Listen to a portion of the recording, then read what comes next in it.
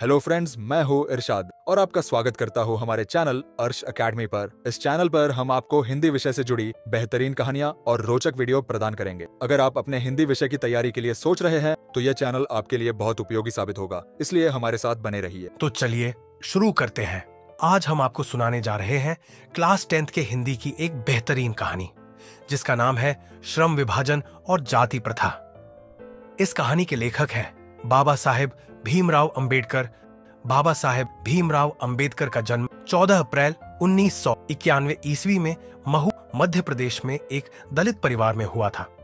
मानव मुक्ति के पुरोधा बाबा साहेब अपने समय के सबसे सुपठित जनों में से एक थे। प्राथमिक शिक्षा के बाद बड़ौदा नरेश के प्रोत्साहन पर उच्चतर शिक्षा के लिए न्यूयॉर्क अमेरिका, फिर वहां से लंदन इंग्लैंड गए। उन्होंने संस्कृत का धार्मिक, पौराणिक और पूरा वैदिक वाङ्मय अनुवाद के जरिए पढ़ा और ऐतिहासिक सामाजिक क्षेत्र में अनेक मौलिक स्थापनाएं प्रस्तुत की। सब मिलाकर वे इतिहास मीमांसक, विधिवेत्ता, अर्थशास्त्री, समाजशास्त्री, शिक्षाविद तथा धर्म दर्शन के व्याख्याता बनकर उभरे। स्वदेश में कुछ समय उन्होंने वकालत भी की। समाज और राजनीति में बेहद सक्रिय भूमिका निभाते हुए उन्होंने अछूतों, स्त्रियों और मजदूरों को मानवीय अधिकार व सम्मान दिलाने के लिए अथक संघर्ष किया। उनके चिंतन व रचनात्मकता के मुख्यतः 3 प्रेरक व्यक्ति रहे: बुद्ध, कबीर और ज्योतिबा फुले। अब यहां से कहानी शुरू होता है। ये विडंबना की ही बात है कि इस युग में भी जातिवाद के पोषकों की कमी नहीं है। इसके पोषक कई आधारों पर इसका समर्थन करते हैं। समर्थन का एक आधार यह कहा जाता है कि आधुनिक सभ्य समाज कार्य कुशलता के लिए श्रम विभाजन को आवश्यक मानता है, और चूंकि जाति प्रथा भी श्रम विभाजन का ही दूसरा रूप है, इसलिए इसमें कोई बुराई नहीं है। इस तर्क के संबंध में पहली बात तो यही आपत्तिजनक है कि जाति प्रथा श्रम विभाजन के साथ साथ श्रमिक विभाजन का भी रूप लिए हुए है। श्रम विभाजन निश्चय ही सभ्य समाज की आवश्यकता है, परंतु किसी भी सभ्य समाज में श्रम विभाजन की व्यवस्था श्रमिकों के विभिन्न वर्गों में अस्वाभाविक विभाजन नहीं करती।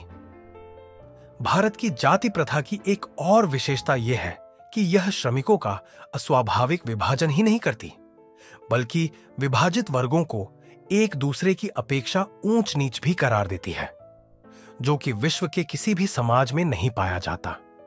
जाति प्रथा को यदि श्रम विभाजन मान लिया जाए तो यह स्वाभाविक विभाजन नहीं है, क्योंकि यह मनुष्य की रुचि पर आधारित नहीं है। कुशल व्यक्ति या सक्षम श्रमिक समाज का निर्माण करने के लिए यह आवश्यक है कि हम व्यक्तियों की क्षमता इस सीमा तक विकसित करें जिससे वह अपने पेशा या कार्य का चुनाव स्वयं कर सके। इस सिद्धांत के विपरीत जाति प्रथा का दूषित सिद्धांत यह है कि इससे मनुष्य के प्रशिक्षण अथवा उसकी निजी क्षमता का विचार किए बिना दूसरे ही दृष्टिकोण, जैसे माता पिता के सामाजिक स्तर के अनुसार पहले से ही अर्थात गर्भधारण के समय से ही मनुष्य का पेशा निर्धारित कर दिया जाता है। जाति प्रथा पेशे का दोषपूर्ण पूर्व निर्धारण ही नहीं करती, बल्कि मनुष्य को जीवन भर के लिए एक पेशे में बांध भी देती है। भले ही पेशा अनुपयुक्त या अपर्याप्त होने के कारण वह भूखों मर जाए। आधुनिक युग में यह स्थिति प्रायः आती है, क्योंकि उद्योग धंधों की प्रक्रिया व तकनीक में निरंतर विकास और कभी-कभी अकस्मात परिवर्तन हो जाता है, जिसके कारण मनुष्य को अपना पेशा बदलने की आवश्यकता पड़ सकती है। और यदि प्रतिकूल परिस्थितियों में भी मनुष्य को अपना पेशा बदलने की स्वतंत्रता न हो, तो इसके लिए भूखों मरने के अलावा क्या चारा रह जाता है। हिंदू धर्म की जाति प्रथा किसी भी व्यक्ति को ऐसा पेशा चुनने की अनुमति नहीं देती है जो उसका पैतृक पेशा न हो, भले ही वह उसमें पारंगत हो। इस प्रकार पेशा परिवर्तन की अनुमति न देकर जाति प्रथा भारत में बेरोजगारी का एक प्रमुख व प्रत्यक्ष कारण बनी हुई है।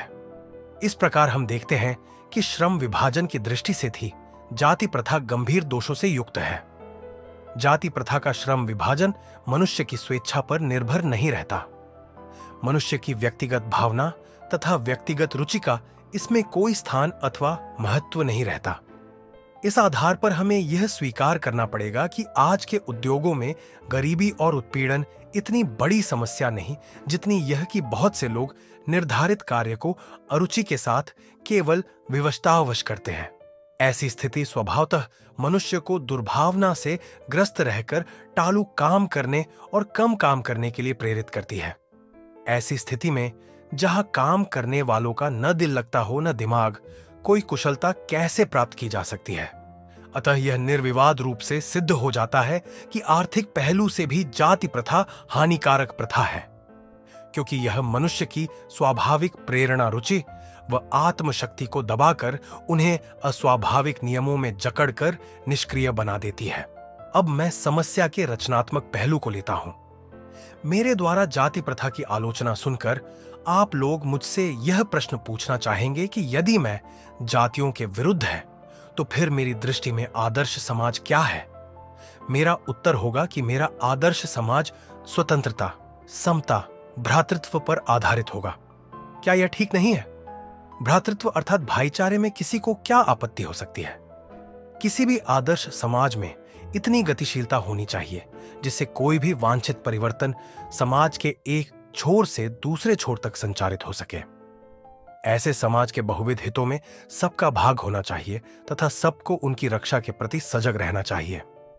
सामाजिक जीवन में अबाध संपर्क के अनेक साधन व अवसर उपलब्ध रहने चाहिए। तात्पर्य यह कि दूध पानी के मिश्रण की तरह भाईचारे का यही वास्तविक रूप है।